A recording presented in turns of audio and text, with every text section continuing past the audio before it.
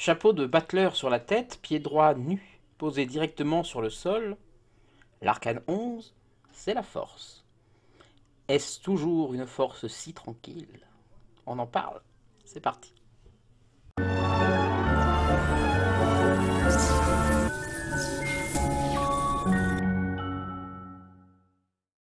Bienvenue, bonjour à toutes, bonjour à tous. Je suis Alain Telly de la chaîne Alain Telly le mat au soleil. J'espère que vous êtes en pleine forme, que vous allez super bien. Aujourd'hui, une lame de force, une lame puissante, la force. Alors la force, c'est le chiffre 11. Quand on regarde tout de suite le chiffre 11, bah, tout simplement on voit qu'il suit le 10. Donc comme on l'a vu dans la lame d'avant, on voit que si on place les lames comme ceci, de 1 à 10 et au-dessus de 11 à 20, ben on voit que c'est la première lame de cette deuxième série de 10 qui se trouve au-dessus, à l'étage. Donc on voit que le 1 et le 11 vont correspondre, je vais y revenir tout à l'heure, comme le 2 correspond avec le 12, etc., jusqu'au 10 qui correspond au 20.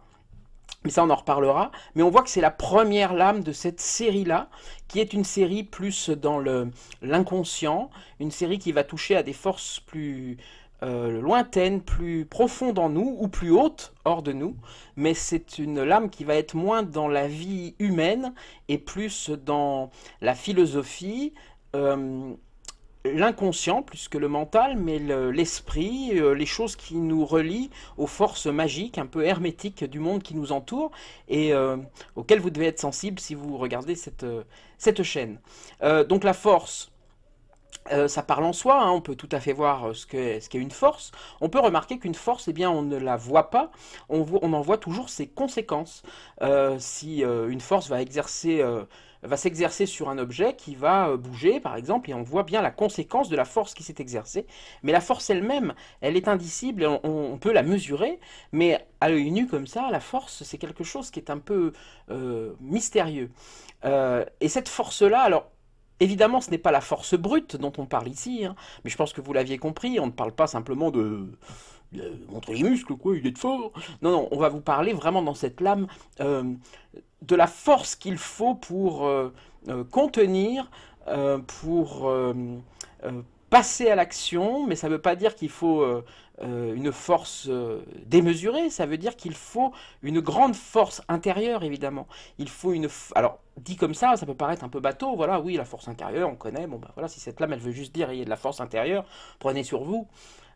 C'est un peu rapide, bien qu'en divination, c'est vraiment une lame qui veut souvent dire prenez sur vous, c'est-à-dire soyez patient, sachez attendre, ne forcez pas les choses, ou en tout cas si vous voulez les changer, il faut le faire un peu, il faut le faire en douceur, il faut, voilà. Vous voyez ce personnage qui est un personnage féminin, donc plein de réceptivité, qui a dans sa gueule ou un chien ou un lion, hein, c'est comme vous voulez. Dans les tarots de Marseille, les animaux sont toujours un petit peu bizarres. On reconnaît très bien les humains, mais on reconnaît très peu les animaux. Donc certains y voient un chien, certains y voient un lion. C'est sûrement un mélange des deux. Et on voit qu'ici, elle lui tient de sa main droite le haut de la gueule, de sa main gauche le bas de la gueule. Est-ce qu'elle le force à fermer la bouche ou est-ce qu'elle le force à ouvrir sa bouche? Comment dire, il faut que d'une manière détendue, elle arrive à ouvrir la bouche de cet animal ou à fermer la bouche de cet animal. Ça veut dire, ça peut vouloir dire en divination, il faut prendre des gants, si vous voulez, plutôt que la force brutale. Il faut y aller doucement, avec calme. Vous voyez qu'elle a l'air sereine, hein, cette force, ce personnage-là plutôt. Parce que elle ne s'appelle pas vraiment la force, ce personnage. On ne connaît pas vraiment son nom. Elle s'appelle peut-être l'impératrice, elle s'appelle peut-être la papesse, elle s'appelle peut-être le battleur. Puisque c'est un peu le même personnage qu'on retrouve partout, qui évolue, qui prend différents sexes, différents âges, mais qui évolue un peu. Et ici, ce personnage, on voit que le mot la force, en fait, c'est pour ce que signifie cette lame. Donc quand je vous disais que la force, c'est pas quelque chose que l'on voit, ici, on nous explique ce qu'est la force dans cette lame, sans forcément nous la montrer comme un personnage. Et on voit qu'ici, bah, ce personnage, il nous explique, si vous voulez, qu'il faut peut-être y aller en douceur, qu'il faut y aller doucement, que plutôt d'utiliser la force brute, il vaut mieux une main de fer dans un gant de velours, comme on dit, pour pouvoir faire parler quelqu'un ou faire taire quelqu'un. Ça peut être des options qui sont possibles dans cette lame. Maintenant, on voit effectivement que, si vous regardez bien, je vous disais qu'elle était liée au 1, ben on le voit ici, avec son chapeau qui est en forme ici de 8 inversé, donc d'infini, si vous voulez, qui se retrouve avec le chapeau du battleur qui est au-dessous d'elle. Le battleur qui lui-même a certainement 6 doigts dans la main qui tient le bâton, comme je l'ai montré dans la lame du battleur, et on voit que notre force ici, elle a bien 6 doigts de pied. Donc il y a un lien, si vous voulez, qui peut s'effectuer entre les deux. Alors ces 6 doigts de pied, peut-être que sur le tarot que vous avez, vous ne les voyez pas, c'est pas grave. Tous les tarots n'ont pas repris ces anciennes particularités des tarots, mais c'est pas grave du tout. Sur le tarot que j'ai moi, il y est, mais sur d'autres, il n'y est pas. Moi, j'ai des choses que vous avez, que moi, je n'ai pas. C'est pour ça que je rentre pas dans tous les détails des couleurs et des petites choses, parce que tous les tarots ne se ressemblent pas forcément, et j'aimerais bien que, voilà, pouvoir vous parler à vous aussi, si vous utilisez un tarot marteau, ou un tarot convert, ou un autre tarot. Vous pouvez voir d'ailleurs que le nom La Force, si vous voulez, sur le tarot que j'ai moi, vous avez ces petits traits qui sont complètement à droite et la force qui est complètement à gauche. Ça, vous l'aurez peut-être pas sur votre tarot à vous. Mais ici, moi, j'y vois tout à fait ce que peut être une force exercée par des ressorts. J'ai compté les petits traits, il y en a 20. Et ici, on voit que vraiment, cette force est reliée à l'arcane 20, donc, c'est-à-dire au jugement, qui est la dernière lame même de la ligne du haut. Donc on voit qu'elle est vraiment reliée, et puis on voit ses ressorts, comme s'il fallait comprimer les ressorts d'un côté, et puis la force allait pouvoir être relâchée, si vous voulez. Donc j'aime bien le voir, ça, ce petit ressort dans ce tarot-là, où souvent il est repris comme ça, il est placé sur la gauche, mais pas dans tous, donc voilà. Mais ça vous donne l'occasion d'en voir un autre si vous n'avez pas celui-ci. Je vous rappelle que moi j'utilise le tarot Jorodowski pour cette présentation, j'en utilise d'autres dans d'autres cas, et voilà, il n'y a pas de dogme à avoir. Il y en a qui n'aiment pas ce tarot, il y en a qui l'aiment, comme moi j'aime peut-être pas celui que vous avez. Tout ça n'a aucune importance. Autrement, bien, on voit que ce personnage, alors le chapeau en 8 infini, on avait déjà parlé pour le battleur, c'est vraiment le côté relié, si vous voulez, à l'infini, qui fait une boucle. Alors ici, bien, on voit cette boucle qui va se faire en partant du battleur, on le rappelle, si vous voulez, et puis jusqu'au jugement, on voit vraiment ce grand chemin du tarot qui repasse par le centre, comme ça, qui peut-être serait plutôt la roue de fortune, qui était l'arcane précédente. On voit qu'elle a 6 pics sur le crâne, hein, qui la relie directement dans un feu, si vous voulez, puisqu'ils sont rouges ici, au céleste. On voit que le chien a 5 dents, a 6 dents, pardon, et on voit qu'elle a 6 doigts de pied, 6, 6, 6. 666, vous connaissez ce chiffre, c'est le chiffre de la bête. Alors, il ne faut pas que ça vous fasse peur, c'est tout simplement la bête que l'on a à dominer en nous. Et ici, dans cette lame, eh bien, vous voyez tout à fait de quoi on parle. La bête qu'on a en nous, parce que ce chien ou ce lion, on voit bien qu'il sort de son être. On a l'impression quelque part qu'il est un peu encastré en elle, comme si elle l'avait entre ses jambes, mais est-ce que c'est une partie d'elle qui sort directement d'elle? En plus, au niveau du sexe, donc il y a aussi cette notion de faire taire son animalité, ou de faire s'exprimer son animalité. Ça, bien sûr, dans cette lame, on ne va pas forcément le voir. Ce n'est pas forcément une lame qui va vous dire faites attention, faites taire vos instincts, il faut surtout, les instincts c'est pas bon, il faut surtout passer à quelque chose de plus haut. Dans le rite initiatique, c'est-à-dire dans le sens initiatique, cette lame 11, elle peut vous le dire ça, bien sûr, mais dans un sens de développement personnel, de messages que peuvent vous délivrer les arcanes, elle va pas forcément vous dire ça. Elle peut tout à fait vous dire de laisser exprimer votre sexualité, comme l'inverse. Ça, ce sont vraiment les arcanes autour, vos ressentis, vos intuitions qui vont vous le dire. On voit que ce personnage-là, du lion ou du chien, c'est un personnage qui semble soumis, si vous voulez, à ce personnage féminin. On voit qu'il y a un autre lion dans le tarot de Marseille, qui est le lion de l'arcane du monde, qui est ici, que vous voyez, dans l'arcane du monde, donc l'arcane 21, qui sera dans 10 lames plus loin, qui sera la dernière lame du tarot, et vous voyez que dans le monde, ce lion, il a l'air totalement apprivoisé, hein, alors qu'ici, il est en cours, voilà, comme on appelle ça chez les chevaux, il est en cours de débourrage. Voilà. Et d'ailleurs, on voit que le lion de l'arcane 11, si vous le placez en septénaire, c'est-à-dire comme ceci, c'est-à-dire 7 sur 7 sur 7 pour faire 21, eh bien vous voyez que cet arcane, ce lion, il regarde à peu près, on va dire, dans la direction du lion de l'arcane du monde. Donc il essaie de nous connecter avec lui et de nous montrer un petit peu le but recherché dans ce passage à cette force tranquille. Alors, force tranquille, on pense à la papesse, et la papesse, on la retrouve ici, dans cette arcane 11. puisque on voit que 11, c'est 1 plus 1, c'est 2. Et c'est bien le nombre de la papesse. Alors on voit effectivement que cette papesse, derrière elle, elle a 2 colonnes, du temple un petit peu, et pas un petit peu à mon avis, et on voit que cette force, quelque part, c'est une serrure aussi pour accéder à des connaissances supérieures, puisque elle est en lien avec cette papesse de par son chiffre, 1 plus 1, et on voit que les connaissances de la papesse, si vous voulez, qui ont déjà été complètement, comment dire, intégrées, vécues par l'ermite, et puis qui ont, si vous voulez, dans l'ermite, on a appris la sagesse, on a appris vraiment à digérer les choses sont faites. On a appris avec la roue de fortune qui précède la force que on peut prendre son destin en main.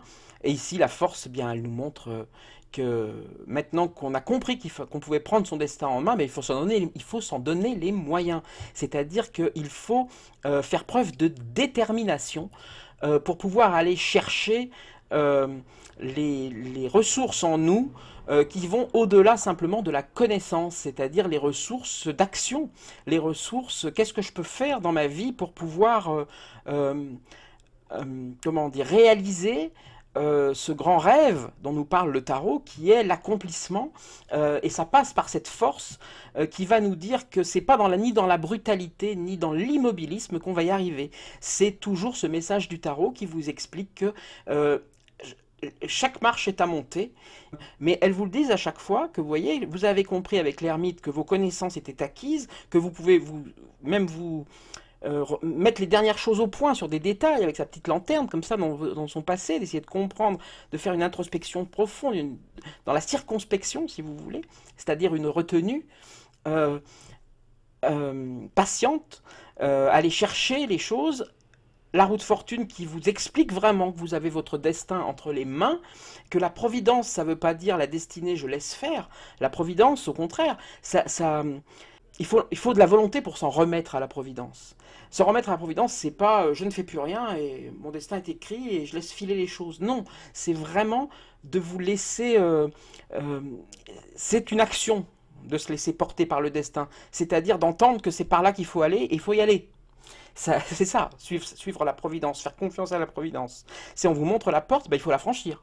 Il ne faut pas vous dire, quelqu'un va venir me pousser comme par hasard pour y aller. Non, il n'y a pas de hasard. C'est ça que ça veut dire. Ça veut dire que c'est dans l'action, bien sûr, qu'il faut croire en la providence. Ça veut dire que vous avez votre libre arbitre de passer ou pas la porte. Votre chemin n'est pas forcément tracé, puisque vos actions, si vous ne passez pas cette porte, il y en a peut-être une autre qui va s'ouvrir. Votre chemin a changé, vous avez bien pris votre libre arbitre. Mais voilà, si vous voulez rester sur place, vous pouvez. En fait. Et là, dans cette lame 11, on nous explique que maintenant, voilà, il faut l'énergie de franchir cette porte sans peur, sans reproche, ni trop fort, ni trop vite, ni se précipiter dedans, mais il faut de la détermination. C'est vraiment le mot de cette lame, à mon sens, qui n'est pas un mot-clé, hein, mais parce que ça peut s'adapter à plein de choses, détermination. Ça ne veut pas simplement dire il faut de la détermination à bien faire les choses, il faut de la détermination aussi à les laisser faire, il faut de la détermination aussi à pardonner, il faut de la détermination pour accepter des choses qui sont inacceptables dans la vie, il faut de la détermination pour affronter sa honte dans certains cas, ses faiblesses, il faut être déterminé pour faire ça. Vous ne pouvez pas le faire en le laissant faire, on oubliera. Et cette lame, elle vous invite à le faire en vous expliquant comment faire. C'est-à-dire, 666, comme je vous disais, lutter et tuer sa bête intérieure, et puis parler quand il est nécessaire, se taire quand il est nécessaire, ne pas vous dire que c'est une urgence, que finalement quelques jours, quelques semaines, quelques mois, c'est pas une urgence. Si c'est pas le moment, il faut prendre votre temps. Si vous sentez que c'est le moment, il faut y aller. En tout cas, il faut être prêt.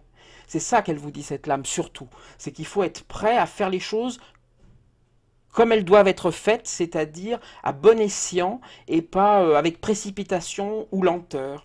Voilà, c'est pas le lièvre et la tortue, c'est un personnage entre les deux qui irait à un rythme suffisant, si vous voulez, bien que la tortue gagne. Mais ça je ne veux pas insister sur ce côté lenteur, parce que déjà sur l'ermite, le côté lenteur était là. On peut avoir l'impression que le tarot nous invite à une sorte de... faut être béat tout le temps. Non, C'est vraiment pas ça. Le tarot, il vous invite tout le temps à être énergique dans votre vie et à remettre en cause des choses. Et il vous invite pas à la tranquillité, le tarot, hein. Il vous invite à vivre votre vie pleinement, mais au jour le jour. C'est-à-dire sans faire des plans sur la comète et sans avoir des regrets. Toujours à vous dire que vous êtes là où vous devez être. Toujours accepter l'endroit où vous êtes et ce que vous êtes en train de vivre, que ce soit terrible ou super joyeux. C'est ça que vous invite à faire le tarot, pour vous aider, si vous voulez, à, à utiliser vos énergies à bon escient. Et c'est aussi une lame qui va parler d'énergie. On voit ce personnage qui utilise ses mains, comme le battleur d'ailleurs, hein, sa main gauche, sa main droite, comme ça, un peu de cette même manière, on retrouve ça. Et donc ça peut parler aussi de rebouteux, de reiki, d'imposition des mains, de gens qui vous caressent, qui vous font du bien, qui vous apaisent. On voit que ce lion, je vais dire lion, hein, on voit que ce lion il est apaisé, il peut être apaisé, comme il peut être dominé et contraint, mais en même temps il l'accepte, si vous voulez. Et cette tête de lion, comme je vous disais tout à l'heure, elle vient aussi de son corps, de sa sexualité. Donc il y a aussi une maîtrise sur sa sexualité, ou laisser parler sa sexualité. C'est quelque chose qui revient pas mal, hein, en divination notamment, cette notion-là. Euh, donc voilà, on voit que c'est une lame qui peut aussi parler d'entêtement, c'est-à-dire on s'obstine à vouloir faire parler quelqu'un, ou on s'obstine absolument à vouloir le faire taire. Donc ça parle ça peut parler d'entêtement parfois, ça peut même parler de cruauté, ça peut parler d'insensibilité, c'est-à-dire que c'est quelqu'un qui, avec détermination, va faire ce qu'il a à faire. Voilà, le DRH qui va virer parce qu'il faut virer 10 personnes, et ben, on va les virer et on se pose pas de questions sur qui on vire, on prend les 10 premiers de la liste, quoi. Vous voyez, quelque chose d'insensible. J'ai rien contre les DRH, hein, mais c'est un peu ça, c'est-à-dire cette espèce de froideur qui parfois rentre dans ce qui est administratif ou purement comptable. Et il y a ça qui arrive dans cette lame parfois. Euh, Autrement, on voit que c'est une volonté aussi souvent de voir la vérité en face, ou un appel à voir la vérité en face, c'est-à-dire il faut prendre son temps pour que la vérité s'exprime. Ça veut dire qu'il faut de la détermination, là encore, pour voir la vérité en face. Faire ouvrir la gueule de ce lion, c'est quelque chose qui veut dire je vais prendre le temps qu'il faut, je vais y aller avec méthode. Voilà, là dans le sens de l'insensibilité, mais un plus positive, on va dire, peut-être un sens d'indifférence quand il est positif. Ça peut parler d'indifférence, mais vraiment dans le sens positif de l'indifférence, où parfois il faut être un peu indifférent vous voyez, aux jacasseries, aux critiques, aux choses, et puis poursuivre son chemin, parce que la vérité est au bout. Et moi, je sais que ce que je fais est juste. Je sais que ce que je fais est juste, donc je le fais. Et voilà, il faut des fois être un peu insensible. Je dirais plus indifférent qu'insensible. Il faut être indifférent. Le pouvoir de l'indifférence est très fort. C'est un peu cynique, mais des fois dans la vie, c'est indispensable. Si vous vous faites heurter par toutes les micrométéorites qui vous bousculent et que vous les voyez arriver, que vous essayez de les éviter, vous allez vous agiter. Voilà, il y en a une grosse, vous savez, qui va arriver là-bas. C'est celle-là qu'il faut avoir à l'œil. Et les petites, ben, elles vous tapent, mais elles vous font pas mal. Et puis si elles vous font mal, vous avez la détermination de ne pas les sentir ou de faire avec. C'est pas quelques petites croûtes qui vont vous faire mal, c'est la grosse qui arrive là-bas, ou c'est votre objectif à vous. Voilà, c'est dans ce sens-là que l'indifférence peut être démontrée dans cette carte-là. Qui parle, voilà, de persévérance, de maîtrise de soi, de détermination évidemment, de résistance aussi, hein, je résiste, mais dans le sens positif ici, hein, c'est-à-dire qu'il y a vraiment quelque chose de notion de la résistance, comme pendant la guerre. Vous avez quelqu'un dans votre entourage qui vous harcèle un peu, ou un chef de service qui vous harcèle, ou des employés qui vous harcèlent, qui vous laissent pas tranquille. Vous voyez, enfin, toutes les situations sont possibles dans votre couple. Et puis là, vous vous rendez compte que vous avez la maîtrise, que vous laissez couler. C'est cause toujours mon coco. Ça m'atteint vraiment pas en fait. Et ça passe dans cette lame qui peut aussi parler de conflit intérieur. Alors, un conflit intérieur, pardon. C'est-à-dire que ça peut être la capacité à gérer comment dire ça, les contradictions. Ou alors, dans un sens plus négatif, c'est quelque chose qui peut donner des anxiétés, qui peut faire des somatisations. Voilà, c'est une lame qui peut parler de la santé aussi à ce niveau-là, c'est-à-dire que vous prenez sur vous, vous êtes obligé de prendre sur vous. Donc ça a l'air un peu contradictoire ce que je vous dis par rapport à cette lame, mais tout ça peut sortir dans une divination et vraiment bon, j'essaye vraiment de l'axer sur ce plan-là parce que c'est ce qui est ou de développement personnel aussi. Hein, divination de développement personnel, c'est pas si loin. C'est quand on va dans un sens plus initiatique, plus voilà, on prend une sorte de hauteur et on essaie de voir le parcours du tarot que là les choses vont être beaucoup plus lyriques. Mais en développement personnel, en divination, c'est à peu près les mêmes choses qui peuvent sortir. Hein. La divination peut tout à fait aider à voir dans un tirage le développement personnel par des choses qui ne sont même pas forcément exprimées par la lame comme ça, mais le croisillon sur son torse va vous parler à ce moment-là de quelque chose, de barreaux, ça peut vous venir comme ça, de barreaux d'une grille, d'un grillage, de son cœur étant fermé, etc. Il y a des choses qui peuvent venir, son col carré comme ça, ce cou qui a l'air comme s'il avait une cicatrice, est-ce un collier ou est-ce une marque de décapitation? Oui, il y a ça dans cette lame qui a un grand coup et qui montre que c'est vraiment pour montrer, à mon sens, que vraiment son esprit, son mental est détaché de son corps. Et ça correspond à ce qu'elle fait avec cet animal. C'est-à-dire qu'elle détache son mental, son esprit, son âme, si vous voulez, avec son grand chapeau en infini, de sa matérialité, de son animalité, de ses instincts. D'ailleurs, sur la joue du lion, on voit cette petite lune qui est en phase décroissante, qui montre bien que toute la fierté du lion est en train de diminuer. Alors moi j'ai une lune sur le mien, je sais que sur d'autres tarots il y a une lune. Il n'y a pas forcément une lune sur tous les tarots, mais voilà. Je vous la montre ici. Vous avez peut-être des choses sur vos tarots à vous d'ailleurs dont je ne vous parle pas et que vous ne voyez pas apparaître sur ma lame à moi. N'hésitez pas à me poser des questions, ou même sur ce que vous voyez apparaître dans ma lame à moi et que j'ai pas l'occasion parce que je peux pas vraiment pas parler de tout, évidemment, les vidéos sont déjà très longues. Mais donc n'hésitez pas à évidemment me poser des questions dans les commentaires, j'y répondrai avec grand plaisir.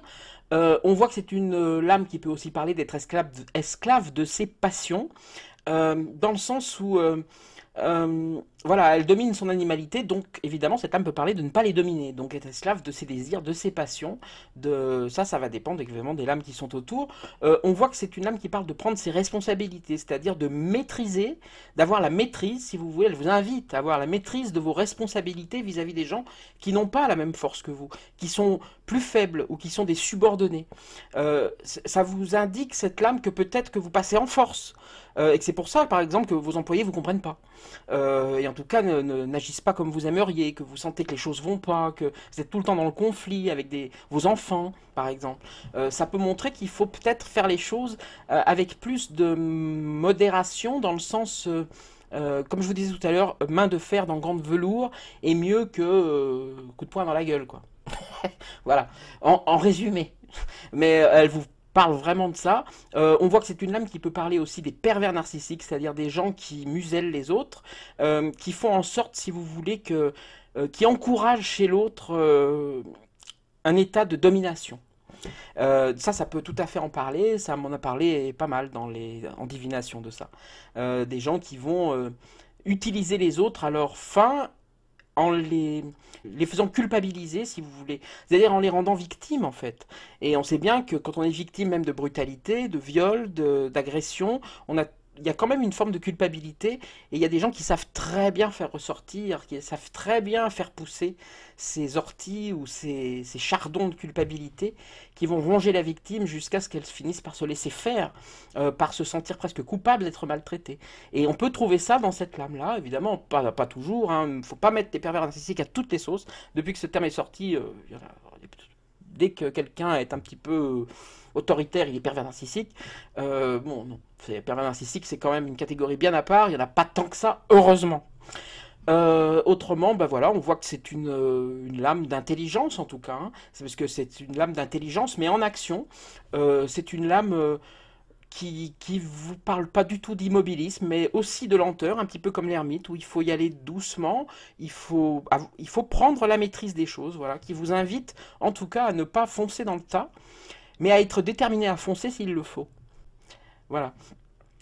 Autrement, ben, les vertus cardinales, je vous en parlais, on voit vraiment qu'ici, c'est la vertu de la force. On a déjà passé 3 vertus cardinales qui se trouvent toutes dans cette partie-là. Et si vous le placez en septénaire, dans le septénaire du milieu, toutes elles sont dans le septénaire du milieu. Donc sur cette lame, vous avez les 4 vertus cardinales. Vous aviez évidemment avec la justice, vous aviez avec l'ermite la prudence, ça on l'a vu dans la lame de la prudence, de la justice, de l'ermite, je vais y arriver, que je vous invite à aller voir. On a maintenant la force, et puis dans 3 lames on aura tempérance. Et on voit qu'on est vraiment passé, voilà, la justice qui nous invite au discernement, on a l'ermite vraiment à une sorte d'humilité pour pouvoir franchir cette roue de l'arcane sans nom en 10. On passe à la force aujourd'hui, qui là nous parle d'être déterminé à aller chercher en nous, à aller puiser en nous les choses dont on est capable, réunir ses forces, si vous voulez, pour agir. Ça veut pas, donc voilà, il ne faut pas penser que c'est une lame qui parle de passer en force. C'est rarement une lame qui parle de passage en force. Voilà, c'est plutôt qui parle de réunir vos forces pour y aller plus sûr au combat. Et le combat d'après, ben, ça sera le pendu, et ça sera l'arcane 13, qui va vraiment là balayer les choses avant la 4e vertu cardinale et dernière vertu cardinale qui sera tempérance, qui sera en lame 14. Et on aura franchi sur cette lame 4 vertus cardinales. Vous voyez qu'il n'y a certainement pas de hasard dans cette disposition-là. Donc voilà, les connaissances de l'ermite doivent être éprouvées dans l'action de la force maintenant. Donc voilà, on voit ce passage dans une action qui va se dérouler. Je vous disais tout à l'heure que cette lame était reliée à l'arcane 20. Évidemment, on peut y voir que la force est en potentialité, si vous voulez, ce que l'arcane 20, le jugement, va être en réalisation, en concrétisation des choses. Et puis alors il y a une dernière chose que je vais vous montrer, je parlais des pervers narcissiques, sur cette lame aussi, il m'est arrivé d'y voir aussi des abus sexuels du passé, des choses qui sont voilà, ou une éducation très rigide, vous savez, des gens, ou alors qui ont subi des abus, ou des abus en tout cas de leur intégrité, des enfants battus, des choses comme ça, mais ça vient du passé, ou des abus sexuels, ou une éducation beaucoup trop stricte, quoi, qui empêche le lion, qui a empêché trop longtemps le lion de parler, et dans ce cas-là, on voit la force qui, quelque part, explique qu'il faut quand même réouvrir cette gueule du lion, et on a le droit d'avoir du plaisir, on a le droit d'avoir du désir, on a le droit de vivre sa vie d'homme ou sa vie de femme dans ce qu'elle a de sensualité, de pas seulement... voilà, on a le droit d'oublier un instant d'avoir peur. Voilà, c'est une invitation sur ce chemin-là aussi. Je le précise parce que c'est sorti aussi quelquefois dans cette lame on peut y voir ça. On voit que c'est une lame qui est délicate en fait, hein. C'est une lame qui parle de délicatesse, hein. Elle ouvre délicatement la gueule de ce lion, ou elle la ferme, mais c'est une lame délicate. C'est pas un passage en force. Autrement, voilà, ce que je voulais vous montrer surtout aussi pour finir, c'est ce petit tableau que vous voyez ici, en septénaire. Vous voyez les 7 en bas, les 7 au milieu, les 7 en haut. Comme je l'ai montré déjà bien avant, avec chaque ligne évidemment avec son domaine, si vous voulez, jusqu'aux forces très célestes en haut et en partant des forces plus humaines en bas, et puis toute la partie mentale, imaginative, philosophique au milieu. Vous avez ici, vous pouvez voir que la force, elle est centrale dans le tarot de Marseille. Là, on a bien les 21 lames. On n'a pas le mat qu'on met un peu de côté parce que lui, il va circuler à travers toutes les lames. Mais de la lame 1 à la lame 21, on a 21 lames. Celle qui est au centre, c'est elle. Et si vous regardez, si vous tracez des traits, comme ceci par exemple, vous avez le 1 qui va passer par la force pour aller jusqu'au 21. Et si vous faites 21 plus 1, ça va faire 22, le nombre des arcades majeures du tarot de Marseille. Évidemment, là, je ne peux pas détailler tout, mais vous verrez que tout a un sens, hein. C'est-à-dire que de relier la papesse avec le jugement, ou de relier le chariot avec le diable, ou de relier la justice avec tempérance, vous avez vraiment... Et chaque fois, ça fera une somme de 22. Si vous reliez tel et tel chiffre, ça fera 22, ça fera 22, ça fera 22. La seule qui ne peut pas être reliée à une autre pour faire 22, c'est la 11. Évidemment, parce qu'il faudrait la relier à elle-même. Donc vous la reliez au mat qu'on va imaginer être 22, ce que je ne crois pas, parce que le mat n'a pas de numéro.